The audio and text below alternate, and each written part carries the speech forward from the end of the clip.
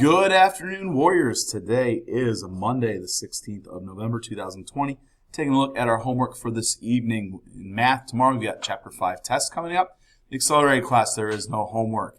In science, we've got our atoms, elements, and periodic table test tomorrow. Please make sure that you do have your periodic table, as you will be able to use that.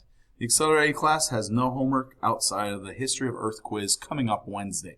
In social studies, there's no homework. Language arts, the regular class, there is no homework. However, the accelerated class, we have the White House vocab crossword. And you also need to watch YouTube, writing process animation. It's 13 minutes, and it is posted within your classroom stream. In literature, we need to make sure that we are reading for AR. We have a character report card paper that is in our packet that's due at the start of class tomorrow.